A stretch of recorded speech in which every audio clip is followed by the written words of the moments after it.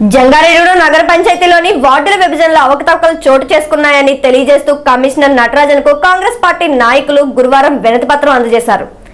విభజన చేసిన వార్డులలో అత్యధికంగా 2532, అత్యల్పంగా 570 మంది ఓటర్లు ఉన్నట్లు నటరాజన్కు తెలిపారు. పునఃపరిశీలన చేయాలని డిమాండ్ చేశారు. ఈ కార్యక్రమంలో కాంగ్రెస్ పార్టీ పట్టణ అధ్యక్షులు చిని రామసత్యనారాయణ, మాజీ ఎంపీపీ కొండపల్లి కేశబాబు, మధ్య ఆలయ చైర్మన్ మద్దల ప్రసాద్, మధ్య పిఆర్ఓ అచ్యుత శ్రీనివాసరావు, కొంచెడ రాజేంద్ర ప్రసాద్, వలవల తాతాజీ తదితరులు పాల్గొన్నారు. జంగారెడ్డిగూడెం ప్రభుత్వ పాలిటెక్నిక్ కళాశాలలో ఇంటర్మీడియట్ వృత్తి విద్య చదివిన విద్యార్థులకు డిప్లొమా ద్వితీయ సంవత్సరంలో స్పాట్ అడ్మిషన్లు జరుగుతున్నాయని కళాశాల ప్రిన్సిపల్ విఎస్ చలపతిరావు తెలిపారు. కళాశాలలో సివిల్ ఇంజనీరింగ్ లో 20, మెకానికల్ ఇంజనీరింగ్ 7 ఖాళీలు ఉన్నాయని తెలియజేశారు. కళాశాలలో చేరుగోరు విద్యార్థులు ఈ నెల 29వ తేదీలోగా దరఖాస్తు చేసుకోవాలని ఆయన సిటీ న్యూస్ తో మాట్లాడుతూ స్పాట్ అడ్మిషన్స్ వివరాలు వెల్లడించారు. ఇంటర్మీడియట్ వొకేషనల్ కోర్సు పాస్ అయినటువంటి విద్యార్థులకి సెకండ్ ఇయర్లోకి అడ్మిషన్ ఇవ్వడం జరుగుతుంది. దానికి విశాఖపట్నంలో కౌన్సిలింగ్ ద్వారా కొంతమంది జాయిన్ అవ్వడం జరిగింది. ఇంకా మిగిలిన వేకెన్సీస్కి స్పాట్ అడ్మిషన్స్ ద్వారా ఫిల్ చేయడం జరుగుతుంది. ఈ స్పాట్ అడ్మిషన్కి ఇక్కడ ఈ పాలిటెక్నిక్లో సెకండ్ ఇయర్ లేటరల్ ఇంటర్లో ఎంటర్ అవ్వడానికి సివిల్ ఇంజనీరింగ్లో 20 వేకెన్సీస్ ఉన్నాయి, మెకానికల్ ఇంజనీరింగ్లో 7 ఖాళీలు ఉన్నాయి. ఈ సీట్లు పొందబోయేటువంటి అభ్యర్థులు ఎవరైనా ఉన్నట్టయితే 29 జూన్ లోపల పాలిటెక్నిక్ వచ్చి అప్లికేషన్ తీసుకుని అది ఫిల్ చేసి ఇవ్వాల్సి ఉంటుంది. దీనికి సంబంధించి అడ్మిషన్ స్పాట్ అడ్మిషను జూలై 1వ తారీఖున 9 గంటల నుంచి మొదలవుతుంది. 9 గంటల నుంచి 11 గంటల వరకు రిజిస్ట్రేషను. 11 గంటల తర్వాత నుంచి రిజిస్టర్ అయినటువంటి అభ్యర్థుల్లో వాళ్ళ యొక్క ఎలిజిబిలిటీ క్రైటీరియాని బట్టి అడ్మిషన్ ఇవ్వడం జరుగుతుంది. అయితే స్పాట్ అడ్మిషన్లో అడ్మిషన్ పొందేటువంటి అభ్యర్థులు ఎవరు కూడా పోస్ట్ మెట్రిక్ స్కాలర్షిప్కి అర్హులు కాదు, వాళ్ళకి స్కాలర్షిప్ ఏమీ రాదు. అట్లాగే ఆన్ ది స్పాట్ ఆ రోజు అడ్మిషన్ పొందిన వెంటనే 4,400 రూపాయలు ఫీజు కట్టాల్సి ఉంటుంది. సో దీనికి ఎవరైనా ఇంట్రెస్ట్ ఉన్నటువంటి అభ్యర్థులు ఎవరైనా ఉన్నట్టయితే పాలిటెక్నిక్లో సంప్రదించవచ్చు, అప్లికేషన్ తీసుకుని అప్లై చేయడానికి అవకాశం ఉంది. వైఎస్ఆర్సీపీ నేత షర్మిల ఇచ్చిన హామీ నెరవేరింది.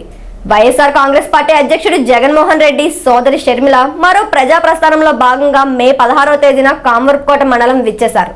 ఈ నేపథ్యంలో 17వ తేదీన రావికంపాడు పంచాయతీ పరిధిలోని వెంకటాపురం గ్రామానికి చెందిన వాడపల్లి మల్లయ్య అనే వికలాంగునికి 3 చక్రాల సైకిల్ ఇవ్వాల్సిందిగా వైఎస్ఆర్ కాంగ్రెస్ పార్టీ చింతలపూడి నియోజకవర్గ కన్వీనర్ మద్దల రాజేష్ కుమార్ కు సూచించారు. ఆమె సూచన మేరకు రాజేష్ కుమార్ సొంత నిధులతో 3 చక్రాల సైకిల్ ను బుధవారం రాజశేఖర్ రెడ్డి విగ్రహం వద్ద మల్లయ్యకు అందజేశారు. దీంతో వికలాంగుని కళ్లల్లో ఆనందం తొణికిసలాడింది. వైఎస్ ముఖ్యమంత్రిగా ఉండగా బడుగు బలహీన వర్గాల వారు అంగవికలాంగులను ఎంతో లబ్ధి పొందారని రాజేష్ కుమార్ తెలిపారు. వైఎస్ఆర్ కాంగ్రెస్ పార్టీ అధికారంలోకి వస్తే రాష్ట్రం తిరిగి పూర్వవైభవం సంతరించుకుంటుందన్నారు. జంగారెడ్డిగూడెంలోని భగవాన్ శ్రీ శ్రీ శ్రీ వెంకయ్య స్వామి సేవా కేంద్రం నందు అవధూత స్వర్గీయ బైనబోయిన స్వామి ఆరాధనోత్సవాలు గురువారం ఘనంగా నిర్వహించారు. అష్టోత్తర పూజలు చేశారు. వివిధ జలాలతో అభిషేకాలు నిర్వహించి స్వామివారి పారాయణం ఆలపించారు. వెంకయ్య స్వామి క్షేత్రాన్ని పూలతో అలంకరించారు. హోమగుండ పూజలు శాస్త్రోక్తంగా జరిపించారు. ఈ పూజా కార్యక్రమంలో ఆశ్రమ నిర్వాహకులు సత్యానంద్, ఓరుగంటి నాగరాజు, కాకి వెంకటేశ్వరరావు, లక్ష్మి, స్థలదాత డాక్టర్ కేశవరావు, బుగ్గ సత్యనారాయణ, తిప్పబట్ల రామకృష్ణ తదితరులు పాల్గొన్నారు. వికాస తరంగిణి సభ్యులు లలిత సహస్రనామ పారాయణం ఆలపించారు. బైనబోయిన చరిత్రను విశదీకరించారు. విశేష సంఖ్యలో భక్తులు పాల్గొని స్వామివారిని దర్శించుకున్నారు. భారీ అన్న సమారాధనలో వందలాది మంది భక్తులు పాల్గొన్నారు.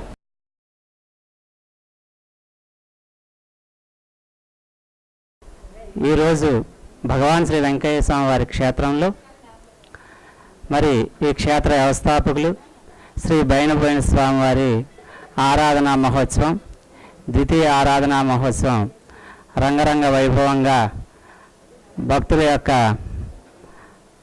సమక్షంలో స్వామివారి చేయించుకుంటున్నారు. మరి ఉదయం వెంకయ్య స్వామివారికి విశేష ద్రవ్యాలతో అభిషేకము, తర్వాత వెంకయ్య స్వామివారి చిత్రపటం, అలాగే గురుదేవులు బైనబోయిన వారి స్వామివారి చిత్రపటాలతో మరి పురవీధుల్లో 2-3 వీధులు నగర సంకీర్తన చేసి వచ్చాం. తదుపరి ఇప్పుడు మరి వెంకయ్య స్వామివారి అష్టోత్తరం, అలాగే గురుదేవులు బైనబోయిన స్వామివారి అష్టోత్తరం మరియు గురుస్థుతి జరుగుతుంది. దీని తర్వాత జంగారెడ్డిగూడెం వికాస తరంగిణి సభ్యులచే మరి శ్రీ లలిత సహస్రనామ పారాయణ, అలాగే విష్ణు సహస్రనామ పారాయణ కూడా ఇక్కడ జరుగుతుంది. తదుపరి మరి భక్తుల చేత చక్కటి భజన కాలక్షేపం కూడా ఇక్కడ జరుగుతుంది. కావున దీని అనంతరం 12:30కి మహాఆరతి, తర్వాత అన్న సమారాధన కార్యక్రమం కూడా ఈరోజు ఈ గురుదేవులు బైనబోయిన స్వామి వారి ఆరాధన మహోత్సవం సందర్భంగా ఈ వేడుకలు ఈ ఆశ్రమంలో జరుగుతున్నాయి. జంగారెడ్డిగూడెంలోని పోలవరం ఏఎంసీ చైర్మన్ జెట్టి గురునాథరావు గోడౌన్ వద్ద కొయ్యలగూడెం, జంగారెడ్డిగూడెం రూరల్ మండలాల నాయకులు, కార్యకర్తల సమావేశం గురువారం జరిగింది. ఈ కార్యక్రమంలో పోలవరం ఏఎంసీ ఉపాధ్యక్షులు మట్టా సత్తిపండు, పోతన తాతారావు, ముప్పిడి చిన్నబాబు, మాజీ ఎంపీపీ కొండపల్లి కేశబాబు, మాజీ జెడ్పీటీసీ ముప్పిడి శ్రీనివాసరావు, కాంగ్రెస్ పార్టీ మండల అధ్యక్షులు వామిశెట్టి నాగేశ్వరరావు, సత్రం లక్ష్మణరావు, బల్లె రాజారావు, కొలనువాడ సాయిరాజు తదితరులు పాల్గొన్నారు. పలు విషయాలపై కేడర్ కు జెట్టి గురునాథరావు అవగాహన కల్పించారు. రాష్ట్ర జౌళి శాఖ మంత్రులుగా నియమితులైన తర్వాత తొలిసారి జూలై 2వ తేదీన ఏలూరు పర్యటనకు వస్తున్న ఏలూరు ఎంపీ కావూరి సాంబశివరావుకు ఘన స్వాగతం పలికేందుకు సిద్ధం కావాలని పిలుపునిచ్చారు. స్థానిక సంస్థల ఎన్నికల్లో కష్టపడి పనిచేయాలని, కాంగ్రెస్ పార్టీ అభ్యర్థులను గెలిపించాలని వక్తలు ప్రసంగించారు. వివిధ గ్రామాల నుంచి వచ్చిన నాయకులు, కార్యకర్తలతో సందడి వాతావరణం నెలకొంది. ముఖ్యంగా ఈ రోజున ఇప్పుడు మన 5 మండలాలు, పాత పోలవరం నియోజకవర్గం కింద మన 5 మండలాలు కూడా పరిచయాలు కూడా 5 మండలాలు చూడడం జరుగుతుంది. ఇవాళ జంగారెడ్డి మండలం, గూడెం మండలం మీటింగ్ ఏర్పాటు చేసుకున్నాం. ఈ పంచాయతీ ఎన్నికలపైన, అలాగే కావూరి సంవత్సరం 2వ తారీఖుని కన్ఫర్మ్ అయినట్టే ఆయన వస్తున్న సందర్భంగా ఆయన స్వాగతం పడడం గురించి మనం ఇంకా సంవత్సరాలు ఉన్నా చాలా అదృష్టవంతులు, అందరం చాలా అదృష్టవంతులు లెక్క. ఎందుకంటే మనతో కలిసిమెలిసి మనకు తండ్రిలాగా, ఒక సోదరులాగా తిరిగిన కావూరి సాంబశివరావు ఈవేళ దేశంలోనే అత్యున్నతమైన పదవికి మనం ఇప్పుడు చెప్పుకున్నాడు. కావూరి సాంబశివరావు తక్కువ అయినాడు కాదు, దేశంలోనే చాలా పెద్ద అని చెప్పేసి ఒకేసారి ఆయనకి 3వ స్థానం 4వ స్థానంలో వెళ్ళిపోయాను. అంటే ప్రణబ్ ముఖర్జీ గారు, లేదా చిదంబరం గారు, లేదా ఆంటోనీ గారు, ఇలా పేర్లు వింటుంటాం మనం. ఆ స్థాయికి వెళ్ళిపోయారు ఒకేసారి. ఇవాళ సిడబ్ల్యూసీలో శాస్త్ర మెంబరు, అలాగే అత్యున్నతమైన శాఖ జౌళి శాఖ అంటే టెక్స్టైల్, అటు మొత్తం టెక్స్టైల్ రంగం ఎంతో తెలుసు. దేశంలోనే ఎక్కువగా మరి అవసరం ఉన్న శాఖ, మరి దాని హెడ్ క్వార్టర్కి వస్తున్న సందర్భంగా మనం ఘనంగా ఆహ్వానించడానికి మనం ప్రత్యేకించి మనుషులను తీసుకెళ్లకుండా మనకున్న సొంత కాలం ద్వారా మనం తీసుకెళ్దాం, మనం కూడా వెళ్దాం. జంగారెడ్డిగూడెంలోని ఆర్డీఓ కార్యాలయం ఎదురుగా కాంట్రాక్ట్ అధ్యాపకులకు ఉద్యోగ భద్రత కల్పించాలని కోరుతూ గురువారం రిలే నిరాహార దీక్షలు చేపట్టారు. ఈ కార్యక్రమంలో భాగంగా జీలుగుమిల్లి, బుట్టాయిగూడెం, జంగారెడ్డిగూడెం, కొయ్యలగూడెం కళాశాల అధ్యాపకులు డిమాండ్లతో కూడిన వినతి పత్రం ఆర్డీఓకు సమర్పించారు. ఈ కార్యక్రమంలో జిల్లా ఉపాధ్యక్షులు దాసరి నాగభూషణం, కార్యదర్శి సిహెచ్విఎన్ మూర్తి, ఏ శారద, జి శ్యామలరావు, ఎం స్వరూపరాణి, బి బంగారుబాబు, పి సత్యనారాయణ, ఎం సంజీవరావు, ఎన్ కిషోర్, వి శ్రీనివాస్, కె నాగేశ్వరరావు, కె హరిబాబు, మురళి తదితరులు పాల్గొన్నారు. గత 13 సంవత్సరాల నుండి కాంట్రాక్ట్ అధ్యాపకులుగా పనిచేసే అధ్యాపకులను ప్రభుత్వం నిర్లక్ష్యం చేస్తుందని ఆరోపించారు. పెండింగ్ లో ఉన్న పాఠ్య పుస్తకాలను వెంటనే విడుదల చేయాలని, విద్యా హక్కు చట్టం పటిష్టంగా అమలు చేయాలని కోరుతూ జంగారెడ్డిగూడెం తహసీల్దార్ కార్యాలయం వద్ద ఎస్ఎఫ్ఎఫ్ పీడీఎస్యూ ఆధ్వర్యంలో గురువారం ధర్నా నిర్వహించారు. ఈ సందర్భంగా విద్యార్థులతో భారీ ప్రదర్శన చేశారు. ఈ కార్యక్రమంలో ఎస్ఎఫ్ఐ డివిజన్ ఉపాధ్యక్షులు ఎం మధు, వంశీ, రమేష్, శ్రీను, రామలక్ష్మి, సుజాత, ప్రసన్న, రాజేశ్వరి తదితరులు పాల్గొన్నారు. గుర్తింపు లేని కార్పొరేట్, ప్రైవేటు విద్యా సంస్థలను రద్దు చేయాలని ఎస్ఎఫ్ఐ డివిజన్ కార్యదర్శి బి కిషోర్ వర్మ డిమాండ్ చేశారు. త్వరలోనే అన్ని మండల కేంద్రాల్లో జరగబోయే ధర్నాను జయప్రదం చేయాలని పీడీఎస్యూ జిల్లా అధ్యక్షులు ఈ భూషణం పిలుపునిచ్చారు. ఈరోజు రాష్ట్ర వ్యాప్తంగా ఎస్ఎఫ్ఐ పీడీఎస్యూ విద్యార్థి సంఘాల ఆధ్వర్యంలో రాష్ట్ర వ్యాప్తంగా కూడా ఈరోజు ఎంఆర్ఓ ఆఫీసుల ముట్టడి కార్యక్రమానికి పిలుపునివ్వడం జరిగింది. ఈ పిలుపులో భాగంగా ఈరోజు విద్యార్థి సంఘాలు చేస్తున్న డిమాండ్స్ గుర్తింపు లేని పాఠశాలలను వెంటనే రద్దు చేయాలని, అధిక ఫీజులు వసూలు చేస్తున్నటువంటి కార్పొరేట్, ప్రైవేట్ విద్యా సంస్థలను రద్దు చేయాలని, అదేవిధంగా గుర్తింపు లేకుండా నడుస్తున్నటువంటి పాఠశాలను వెంటనే మూసివేయాలని, పెండింగ్లో ఉన్నటువంటి పాఠ్య పుస్తకాలను విడుదల చేయాలని, విద్యా హక్కు చట్టాన్ని అమలు చేయాలని చెప్పేసి ఈరోజు పీడిఎస్యు ఎస్ఎఫ్ఐ విద్యార్థి సంఘాల ఆధ్వర్యంలో ఈరోజు మండల కేంద్రంలో ధర్నాలు నిర్వహించడం జరుగుతూ ఉంది. ఈరోజు కిరణ్ కుమార్ రెడ్డి గారు ఈ రాష్ట్రాన్ని ఏదో ఉద్ధరించేటువంటి ముఖ్యమంత్రిగా ఈరోజు ఆయన పీఠాన్ని ఎక్కిన కాడ నుంచి ఈరోజు విద్యను విద్యార్థులకు దూరం చేసే విధంగా ఈరోజు కిరణ్ కుమార్ రెడ్డి వ్యవహారం నడుస్తూ ఉంది. మరి ఒక పక్క విద్యా వారోత్సవాలని చెప్పేసి కూలి పనులు ఉన్నటువంటి పిల్లలందరినీ కూడా బళ్ళ చేర్పించాలని చెప్పేసి కిరణ్ కుమార్ రెడ్డి గారు కార్యక్రమాలు పెడతా ఉన్నారు.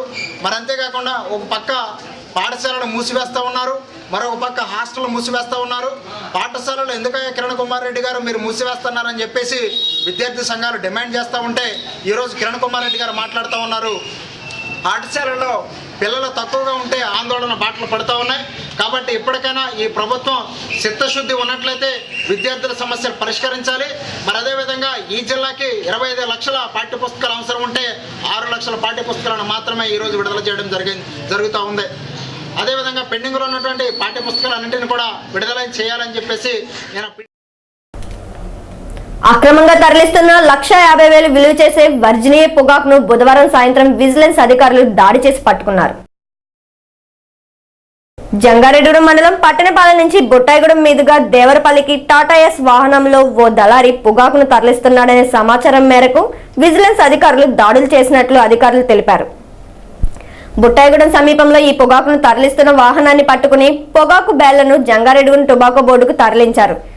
ఈ ఏడాది పొగాకుకు అధిక ధరలు పలుకుతున్నాయని, అక్రమ మార్గాన్ని ఎంచుకోవద్దని టొబాకో బోర్డు అధికారులు తెలియజేశారు.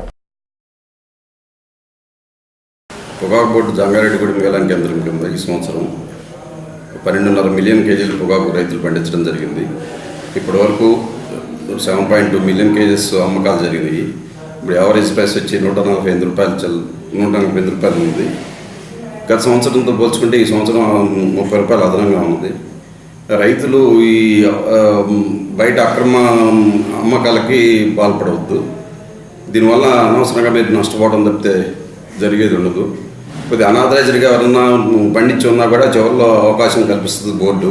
ఆ అవకాశాన్ని సద్వినియోగం చేసుకోండి. ఈ సంవత్సరం పచ్చిరొట్ట పైరు పెంచుకుని ఎట్లాగో సకాలం వర్షాలు పడ్డాయి కాబట్టి పచ్చిరొట్ట పైర్లు పెంచుకొని భూసారాన్ని పెంచుకోండి. జనుము, జీలుగా, అలసంద లాంటి ఇట్లాంటివన్నీ ఈ అవకాశాన్ని సద్వినియోగం చేసుకోండి రైతులు.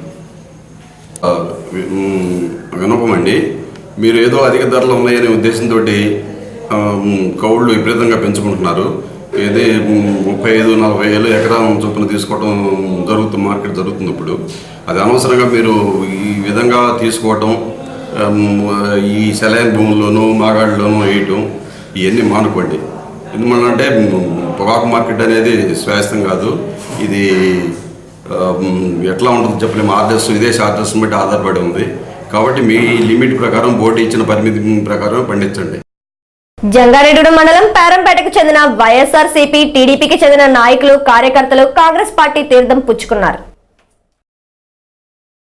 పోలవరం ఏఎంసీ చైర్మన్ జెట్టి గురునాథరావు కాంగ్రెస్ పార్టీ కండువాలు వేసి వారిని ఆహ్వానించారు. చెలపరెడ్డి సత్తిరెడ్డి, కటారి వీర్రాజు, ఎడ్లపల్లి వీర్రాజుల ఆధ్వర్యంలో జరిగిన ఈ కార్యక్రమంలో భాగంగా కోట చంద్రయ్య, నల్లంట్ల వెంకటేష్, కాట్రు సర్రయ్య, లాగు దేవదాస్,